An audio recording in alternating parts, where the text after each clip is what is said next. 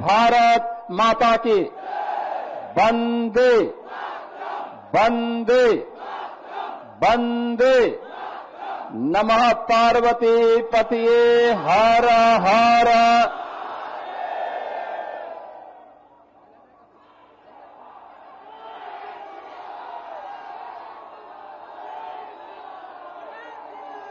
Bharatiya Janata party के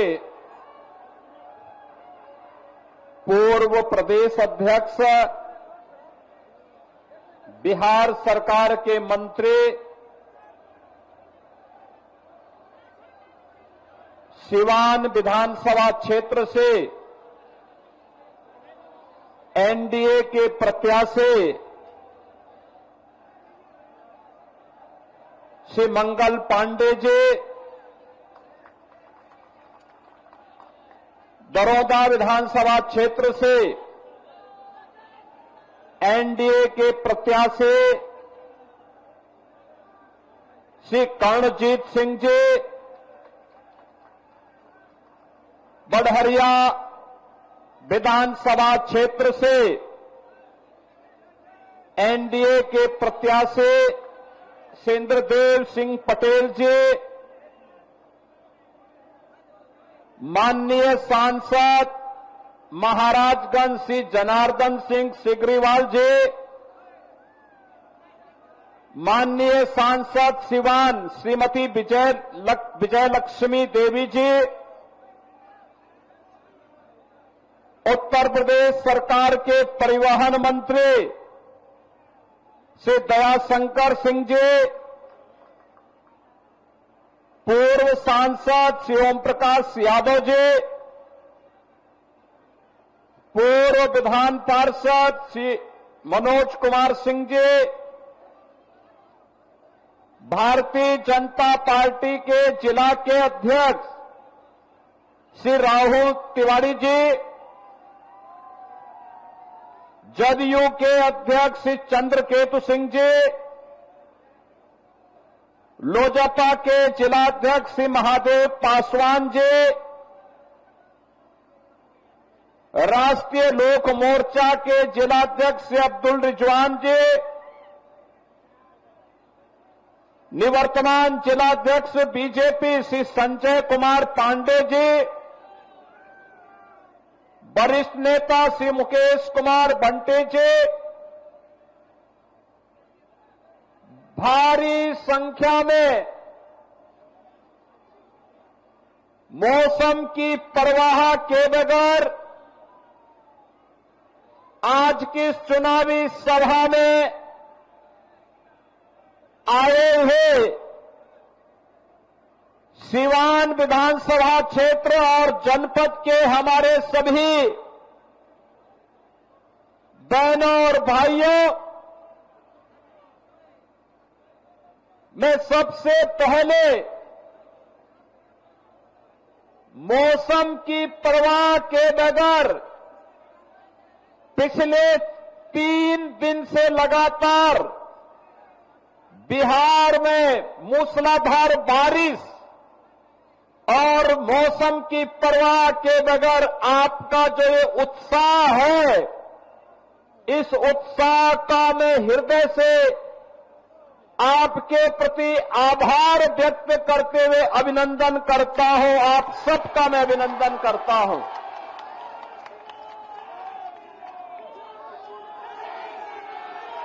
बहनों और भाइयों, मैं परसों रघुनाथपुर में आया था और रघुनाथपुर में मैं इसलिए आया था क्योंकि एक खानदानी माफिया वहां पर फिर से कब्जा करना चाहता है।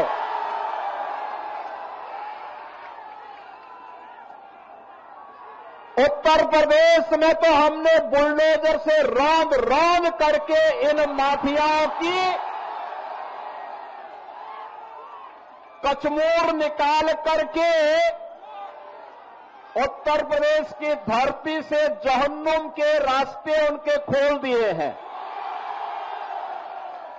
लेकिन हमारी सीता मैया से जुड़े हुए बिहार की धरती पर कोई मारिच और सुबह फिर से सिर न उठाना पड़े, उठा सके। लेकिन जब मैं उस दिन आ रहा था तो बड़ी बारिश शुरू हो गई थी और मैं सोचता था कि कोई सभा में होगा नहीं, लेकिन रघुनाथपुर की सभा में वहां के युवाओं की, यहां के नागरिकों की, यहां के अन्नदाता किसानों की, यहां की माताओं बहनों के उत्साह को देख करके मैं कह सकता था कि सिवान की सभा में उससे भी बड़ा सैलाब आने वाला है। और मुझे विश्वास था। और मैं जब लखनऊ से आज प्रातः चला तो लोगों ने कहा कि सिवान में लोग नहीं आएंगे। मैंने कहा देखो, मेरे आने के पहले 50,000 की भीड़ वहां पहुंच चुकी होगी, इसकी चिंता मत करो, वह बिहार है।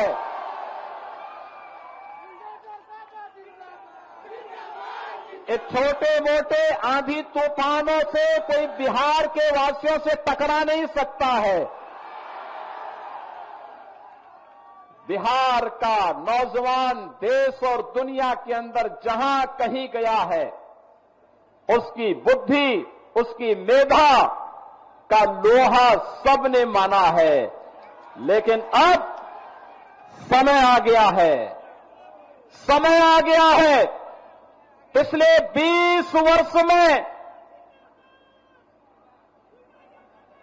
नीतीश बाबू के नेतृत्व में सुशासन की जो नींव मजबूत हुई है, उस पर बिहार की मेधा और बिहार की बुद्धि के बल पर एक सुदृढ़ भवन का निर्माण करना है, जो विकसित बिहार के निर्माण में योगदान दे सके।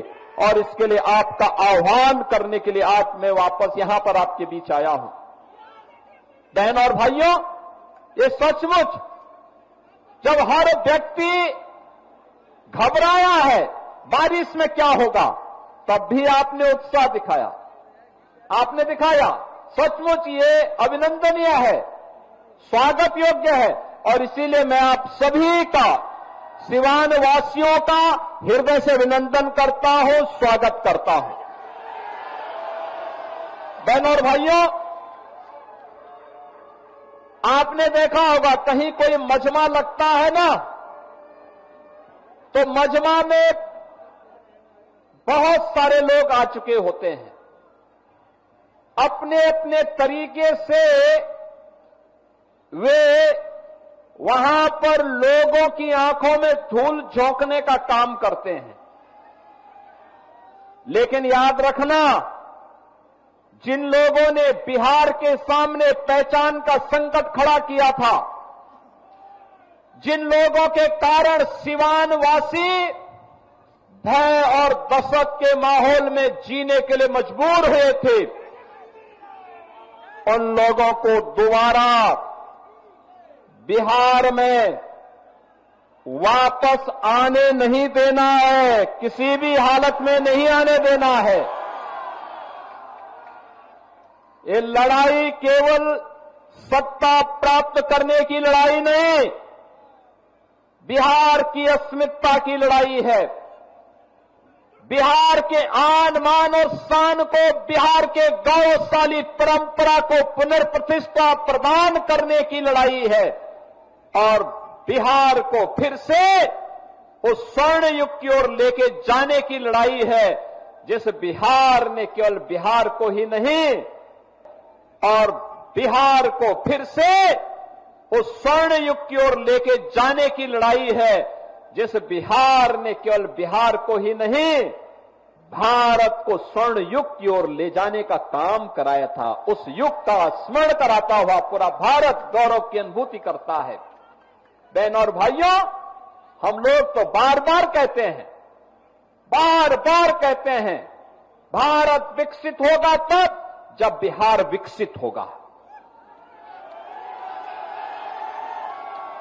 और बिहार जब विकसित होगा, भारत को विकसित होने से कोई ताकत दुनिया की नहीं रोक सकती है। बिहार ने करके दिखाया। इसी बिहार की माटी के सपूत चंद्रगुप्त मौर्य और चाणक्य की जोड़ी ने बिहार को ही नहीं, भारत के स्वर्ण युग के याद को दुनिया के सामने भारत का डंका बजाया था। कहते हैं दुनिया की अर्थव्यवस्था में उस समय भारत का योगदान 40% हुआ करता था।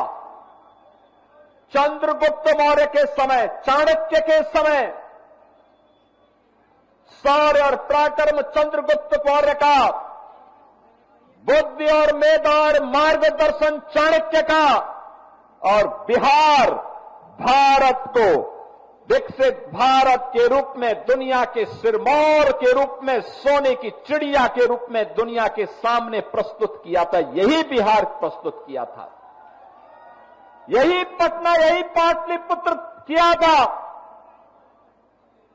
लेकिन पहले कांग्रेस ने, पहले ब्रिटिशर ने, विदेशी आक्रांताओं ने, जिन लोगों ने नालंदा का विश्वविद्यालय तोड़ा और ध्वस्त किया, उनके वर्तमान के वंशज भी राजनीतिक इस्लाम की मंशा के साथ फिर से आकर के यहां पर विकास को बाधित करके स्वयं के विकास करने के लिए एक मिशन के रूप में काम कर रहे हैं। ब्रिटिशर ने यहां के कारीगर और हस्तशिल्पियों के कारोबार को समाप्त किया, अन्नदाता किसानों को भूखों मरने के लिए, पलायन करने के लिए मजबूर किया, और अंग्रेजों के वारिस के रूप में कांग्रेस ने उसी ब्रिटिश परंपरा का अनुसरण करते हुए पूरे बिहार के सामने पहले एक संकट खड़ा किया, बिहार के विकास को बाधित किया। और बहनों और भाइयों, जो बचा खुचा था, उस बचे खुचे को बाकी तो आरजेडी ने पूरा करके रख दिया। आप याद करिए,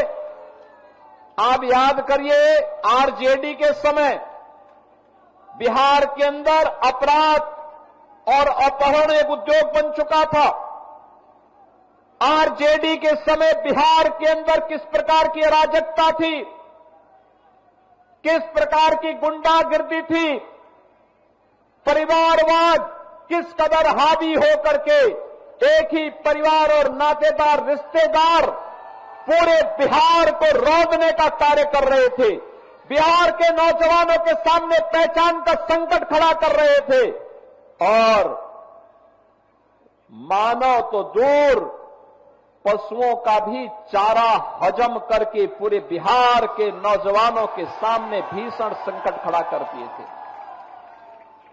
बहनों और भाइयों, ये भारत आभारी है प्रधानमंत्री मोदी जी का। एक गरीब के घर में पैदा होने वाला और सामान्य नागरिक के रूप में अपनी दिनचर्या को आगे बढ़ाने वाले नरेंद्र भाई मोदी जी ने 2014 में भारत को नेतृत्व देना प्रारंभ किया। आज आप देखते होंगे देश के अंदर 80 करोड़ लोगों को फ्री में राशन, 50 करोड़ लोगों को आयुष्मान भारत में निःशुल्क स्वास्थ्य की बीमा का कवर, 12 करोड़ गरीबों के घर में शौचालय,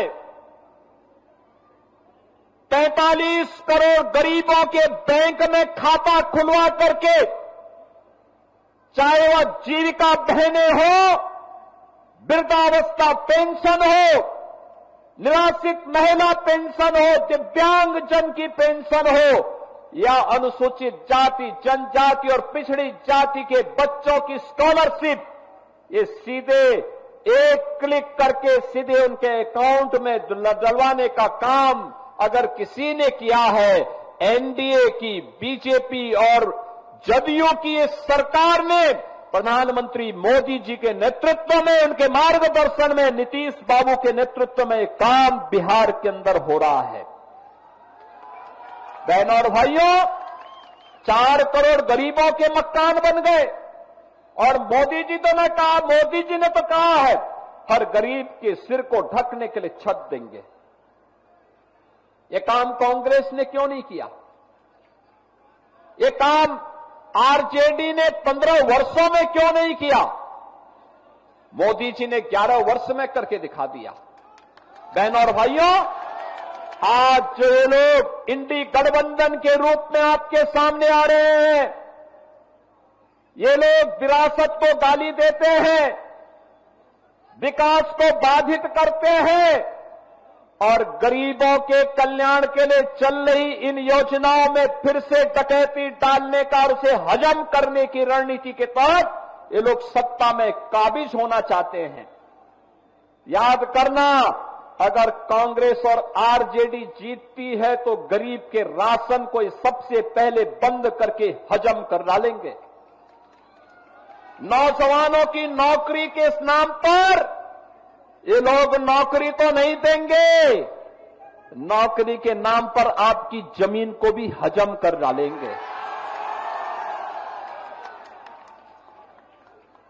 ये लोग विकास तो नहीं कराएंगे, लेकिन विकास के नाम पर माफिया राज को फिर से ला करके नग्न तांडव करवाने का कार्य सीवान के अंदर और बिहार के अंदर फिर से करने का कार्य करेंगे। याद करना, जैसे उत्तर प्रदेश के अंदर हर पेशेवर अपराधी और माफिया समाजवादी पार्टी का शागिर्द है, ऐसे ही बिहार के अंदर भी हर पेशेवर माफिया और अपराधी आरजेडी और कांग्रेस का शागिर्द है। इनको पनपने नहीं देना है, कतई पनपने नहीं देना है, आगे नहीं बढ़ने देना है, क्योंकि आप इनको जब भी आगे बढ़ने का अवसर देंगे, बहनों और भाइयों, ये गरीब के हक पे डकैती डालेंगे। बहन और बेटियों की सुरक्षा पर ये लोग सेंध लगाएंगे, नौजवान के रोजगार को छीनने का कार्य करेंगे और अन्नदाता किसानों की खुशहाली को ये लोग हर हाल में रौंदने का कार्य करेंगे। इनको किसी भी स्थिति में आने नहीं देना है और इसके लिए मैं आप सभी सिवान के अपने बहन और भाइयों का आह्वान करने के लिए आज लखनऊ से विशेष रूप से आया हूं। बहनों और भाइयों, मैं तो आपसे पूछना चाहता हूं, ये कांग्रेस के लोग, ये कांग्रेस और आरजेडी के लोग, ये वही लोग हैं जिन्होंने भगवान राम की रथ यात्रा को रोकने का काम किया था। ये वही लोग हैं जिन्हें भगवान राम और भगवान कृष्ण की विरासत पर गौरव की अनुभूति नहीं होती, जिन्हें बुद्ध की परंपरा पर गौरव की अनुभूति नहीं होती, जो लोग डॉक्टर राजेंद्र प्रसाद जी का, जिन लोगों ने डॉक्टर राजेंद्र प्रसाद जी का, लौह पुरुष सरदार वल्लभ भाई पटेल जी का, बाबा साहब डॉक्टर भीमराव अंबेडकर जी का, लोकनायक जयप्रकाश नारायण जी का और कर्पूरी ठाकुर जी का जिन लोगों ने अपमान किया हो, वे कांग्रेस के लोग। आज आवश्यकता पड़ती है कैसे इन लोगों ने, बिहार के ही पुत्र से सीताराम केसरी को अपमानित किया था। यही तो कांग्रेस है। कैसे जेपी के सपनों को आरजेडी ने धूल दूषित करने का काम किया था, किससे छुपा हुआ नहीं। बहनों और भाइयों, राजेंद्र बाबू जब सोमनाथ के मंदिर के पुनरुद्धार के लिए जा रहे थे, कांग्रेस के उस समय के प्रधानमंत्री पंडित जवाहरलाल नेहरू ने कहा मत जाओ। उन्होंने कहा सोमनाथ के मंदिर के लिए, उन्होंने कहा नहीं जाना है, मंदिर का पुनरुद्धार नहीं होना है। राजेंद्र बाबू ने कहा कि मैं बिहार में जन्मा हूं और सोमनाथ भारत के गौरव का प्रतीक है, पहला द्वादश ज्योतिर्लिंगों में पहला ज्योतिर्लिंग है। आवश्यकता पड़ेगी अपने पद से इस्तीफा दूंगा, लेकिन सोमनाथ के मंदिर के पुनरुद्धार कार्यक्रम में जरूर जाऊंगा। यह है बिहार, और बिहार ने साबित कर दिया, बिहार ने साबित कर दिया कि जिन लोगों ने राम मंदिर के रथ को रोका था, जिन लोगों ने सुप्रीम कोर्ट में एफिडेविट दाखिल करके कहा था कि राम काल्पनिक है, बिहार की जनता ने उनको खारिज किया और प्रधानमंत्री मोदी जी के नेतृत्व में आज अयोध्या में भव्य राम मंदिर का निर्माण हो गया है। आज आप अयोध्या जाएंगे, कितना सुंदर मंदिर बना है, दुनिया का सुंदरतम मंदिर, सुंदरतम मंदिर, सबसे भव्य मंदिर। और अगर अयोध्या में भगवान राम का मंदिर बन रहा है तो सीतामढ़ी में मां जानकी का भी भव्य मंदिर का निर्माण ये एनडीए की, बीजेपी की सरकार करवा रही है। बहनों और भाइयों,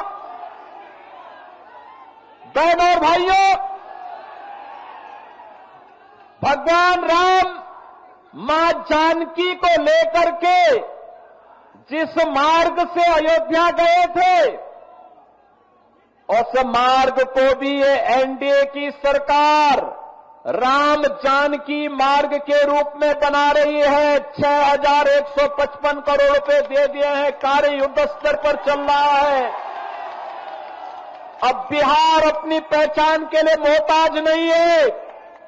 अब बिहार के अंदर कनेक्टिविटी है, सड़क की कनेक्टिविटी है, रेलवे की कनेक्टिविटी है, मेट्रो की बेहतर पब्लिक ट्रांसपोर्ट की सुविधा आ रही है, एयर कनेक्टिविटी है और इनलैंड वाटरवे की सुविधा भी अब बिहार के अंदर तेजी के साथ विकसित हुई है। अब बिहार के अंदर स्कूल बन रहे हैं, कॉलेजेस बन रहे हैं, इंजीनियरिंग कॉलेजेस बन रहे हैं, मेडिकल कॉलेजेस बन रहे हैं।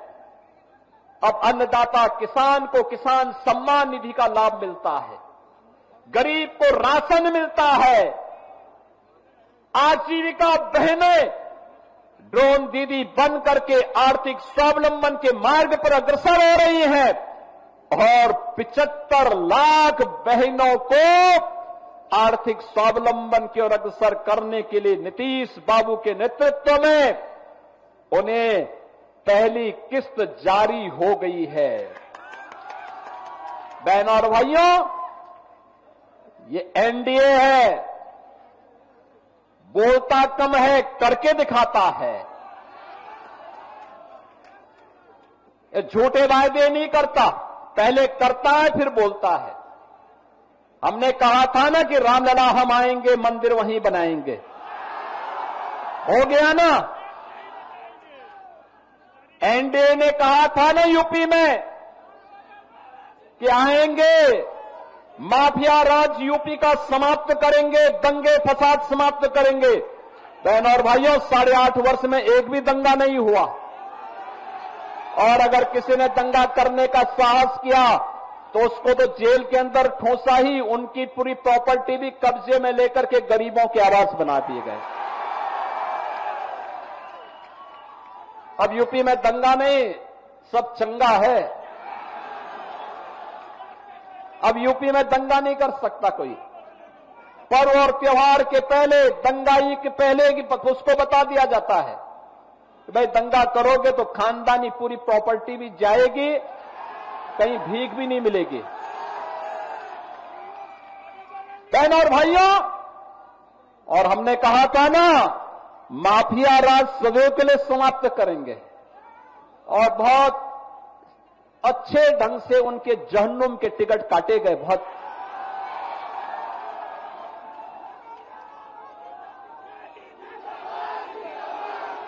बिहार उस दिशा में आगे बढ़ रहा है। बहनों और भाइयों,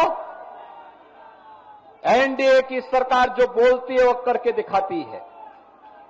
हर प्रकार की सुविधा हर गरीब के लिए, हर गांव के लिए, हर किसान के लिए, हर नौजवान के लिए, हर बहन और बेटी के लिए, और इसके लिए प्रधानमंत्री मोदी जी के नेतृत्व में 11 वर्ष में एक भारत श्रेष्ठ भारत की तर्ज पर पूरे भारत को और विकसित भारत बनाने की दिशा में जो कार्य प्रारंभ हुए हैं, विकसित भारत के लिए जो मैंने कहा विकसित बिहार चाहिए, और विकसित बिहार के लिए एनडीए की सरकार फिर से चाहिए। और इसके लिए आप सभी का आह्वान है। 8 विधानसभा क्षेत्र हैं सीवान जनपद में,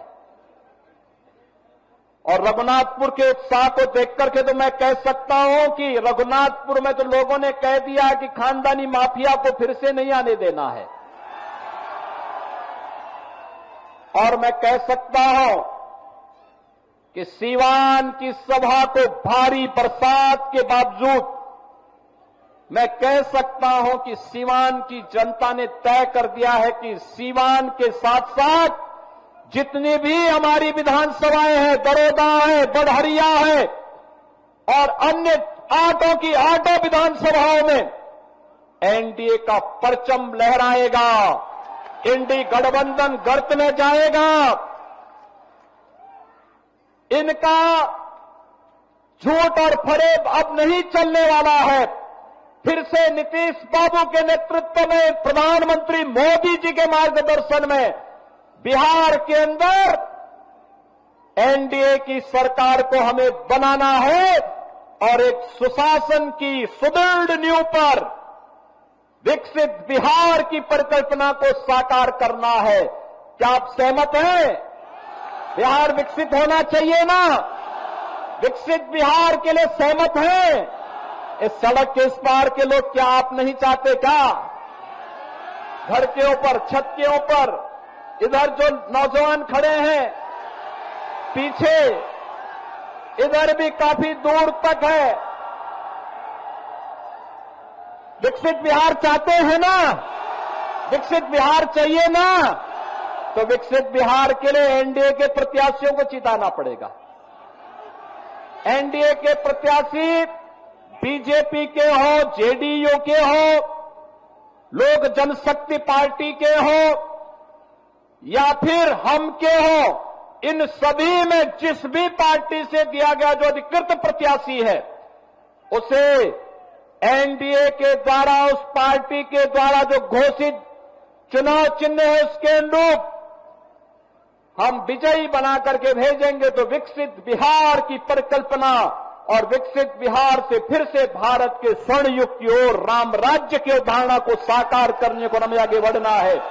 इस विश्वास के साथ आप सभी के प्रति हृदय से आभार व्यक्त करते हुए इतनी भारी बारिश के बाद आपका जो उत्साह अभिनंदनीय है, आपको मैं हृदय से धन्यवाद देते हुए वाणी को देता हूं विराम। मेरे साथ बोलेंगे जय श्री राम, जय श्री राम।